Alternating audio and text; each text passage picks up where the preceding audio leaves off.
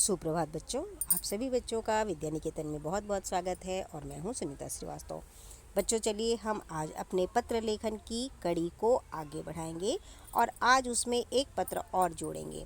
और आज का हमारे पत्र का विषय है आपने अपनी गर्मी की छुट्टियां कैसे बिताई। इस विषय को बताते हुए अपने मित्र को पत्र लिखना है। तो ये एक अनौपचारिक पत्र है और जब भी हम अनौपचारिक पत्र लिखते हैं तो हमें कुछ बातों का ध्यान रखना चाहिए, कुछ बिंदुओं का हमें उसमें ध्यान रखना चाहिए।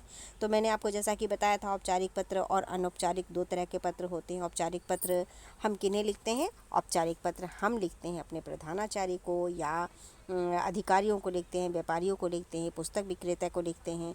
और इसी तरह हम अपना अनौपचारिक पत्र अपने मित्र, अपने सगे संबंधियों को लिखते हैं। तो जब भी हम अनौपचारिक पत्र लिखें तो हमें कुछ बिंदुओं का ध्यान जरूर रखना चाहिए, जैसे कि हम पत्र के बाईं तरफ पत्र लिखने वाले का पता, यानी कि जब आप पत्र लिखें तो अपना पता लिखेंगे। उसके नीचे हम आज की तिथि या जिस भी दिन आप पत्र लिख रहे हो उस तिथि को लिखेंगे। फिर हम संबोधन लिखेंगे, यानी हम जिसको पत्र लिख रहे हैं उनके लिए संबोधन यहाँ पे लिखेंगे। जैसे आदरणीय, हम अगर पिताजी को लिख रहे हैं तो पिताजी लिखेंगे, या मित्र को लिख रहे हैं तो मित्र लिखेंगे। चाचा जी लिख सकते हैं, चाची जी लिख सकते हैं, या भैया लिख सकते हैं। तो जिनको भी हम पत्र लिख रहे हैं उनका संबोधन यहाँ पे लिखेंगे। फिर उनसे हमारा जो भी रिश्ता है उसी के अनुसार हम उनका अभिवादन में उनके लिए प्रणाम या नमस्कार या नमस्ते आदि लिखते हैं। पत्र के पहले अनुच्छेद में तो सबसे पहले हम उनका हाल चाल पूछते हैं, फिर अपने मुख्य विषय या वस्तु को हम इसमें लिखते हैं। सबसे आखिर में हम पत्र में जिसे भी हम पत्र लिख रहे हैं उनके बाकी सदस्यों के लिए अभिवादन लिखते हैं। और पत्र की समाप्ति में हम अपना संबंध पत्र लिखने वाले के साथ जो भी है, जैसे कि आपका पुत्र या आपका भतीजा या आपका मित्र, ऐसे लिखते हैं। और सबसे आखिरी में, यानी कि सबसे समापन जब हम अपने पत्र का करते हैं तो हम अपना नाम उसमें लिखते हैं। तो यहाँ पर सबसे पहले हम अपना पता लिख लेंगे और फिर हम जिस भी मित्र को पत्र लिख रहे हैं उसका नाम लिखेंगे।